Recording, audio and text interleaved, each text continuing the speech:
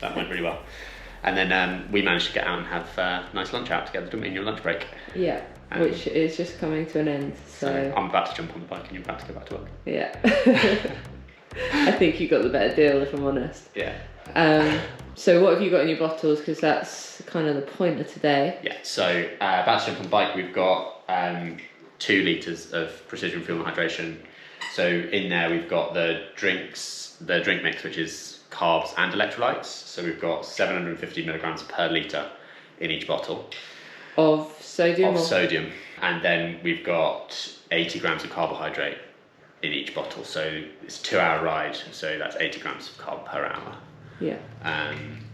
Which is less than I normally race at, but still a decent amount, because basically the plan is to get on and do an hour and a half of sort of tempo intervals with really short rests. So it's going to be a really intense session, so we're going to need to fuel it properly, especially if we want to get that run out later as well. That's the plan. Right. So 2-hour ride, hour and a half of intensity. Hopefully I've fueled it well enough. I suppose we'll find out on the other side. Better go on with it then. Yeah. And you're going to take over the camera skills. Yeah, someone's got to do the work, don't they? Yeah, it's me.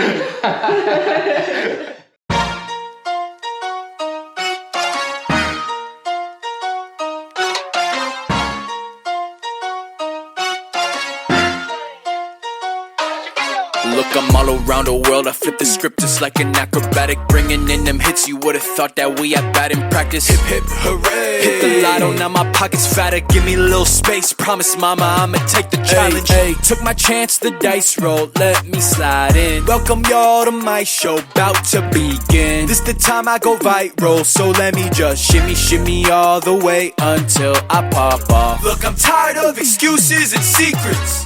Keep my head up and know this ain't easy. So grab your popcorn bags and relax. I'ma shimmy, shimmy all the way until I pop off. Shimmy, shimmy, gimme just a couple millies. To my family, cop a Bentley, never flop like belly. Hit my celly, acting petty, see the people around me. I don't think they'll miss me, Lord forgive me, and my girl so pretty. Such a hard time to go unwind, flying autopilot. I've been down bad in the sunshine, but I can't describe it.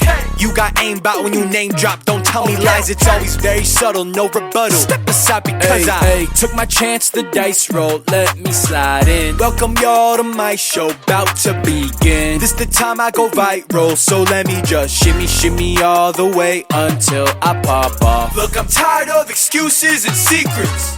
Keep my head up and know this ain't easy. So grab your popcorn bags and relax. I'ma shimmy, shimmy all the way until I pop off.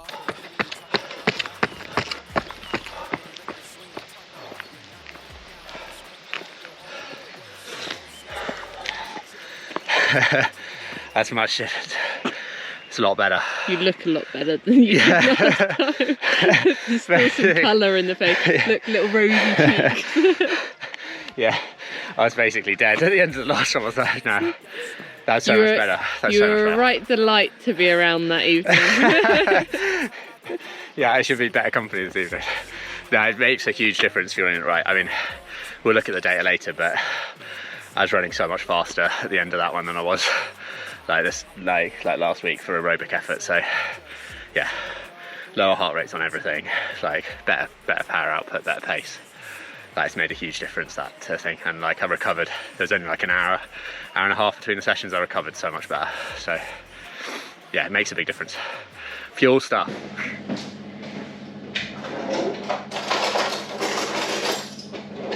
So the day after another hard, long Ironman training day. Yeah, and I've recovered a lot better this week than I did last week, I think, overnight. So yeah, already managed to get out and do a run, and the run today went really well as well. So like the recovery is definitely a lot better when you feel in the sessions right.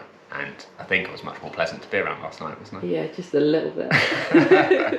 So anyway, I thought it'd be interesting to have a look through some of the data and just show you kind of how much of a difference fueling the stuff properly has made this week, because that's basically the only thing that we've changed this week from last week. Yeah, so if we start with the bike, this week I was doing a session that kind of had the same sort of intensity in it, but I actually managed to do more, like more time at intensity. And basically like the session yesterday, I averaged 255 watts, average heart rate was 135, and the max was 150 if we kind of compare that to last week when I was working the same sort of intensity, but actually for less time, I averaged 238 watts for the whole session. Average heart rate was 133, so similar sort of ballpark, but like for 2 beats a minute I was going almost 20 watts quicker.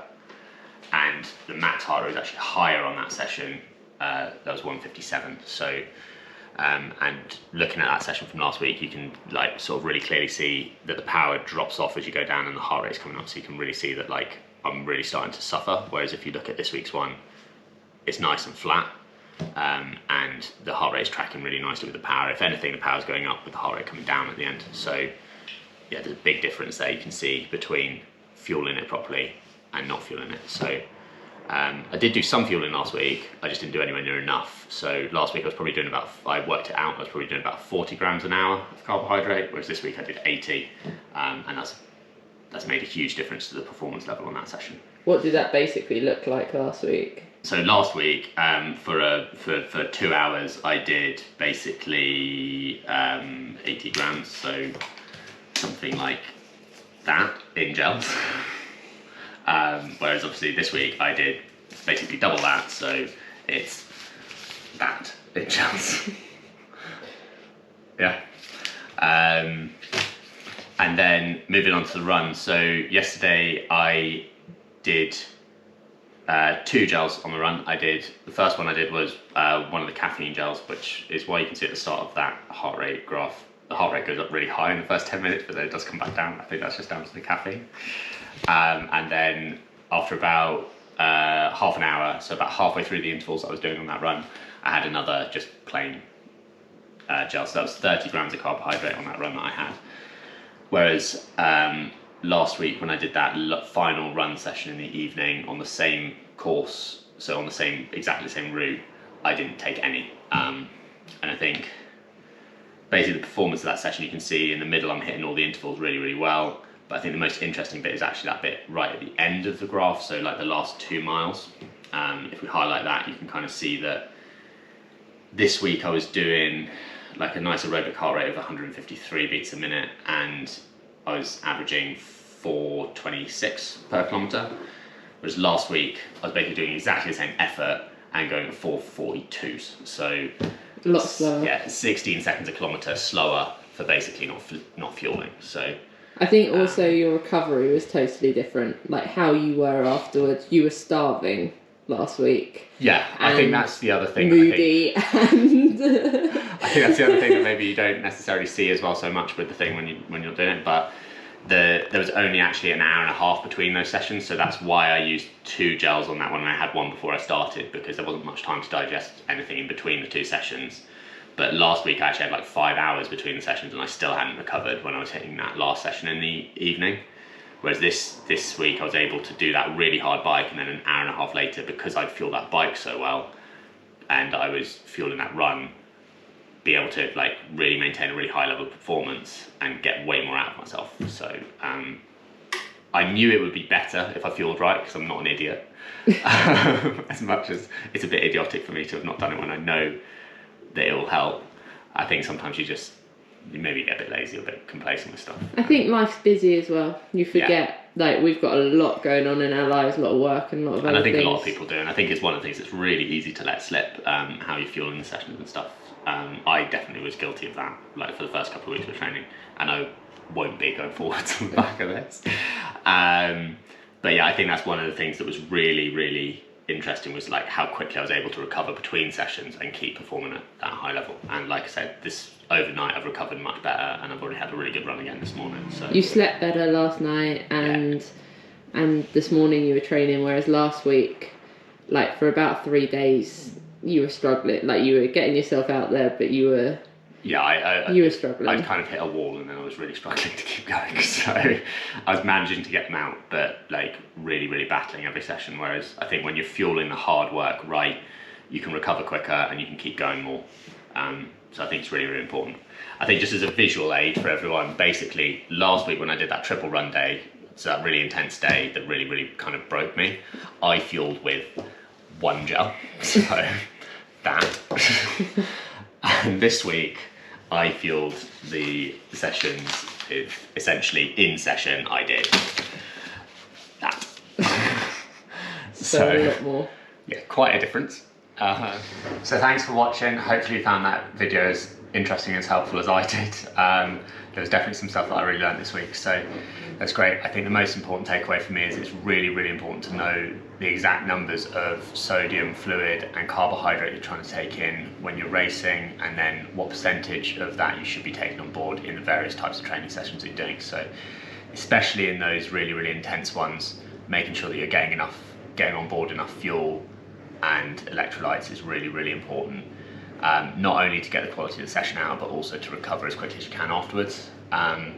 So that's something that I'm really looking forward to applying to my training going forwards, and something that I've definitely probably been neglecting in the last couple of weeks. So hopefully you found it interesting. If you do have any questions, just leave them down in the comments below and I'll try and get back to you as quickly as I can. Other than that, thanks for coming along and see you next time.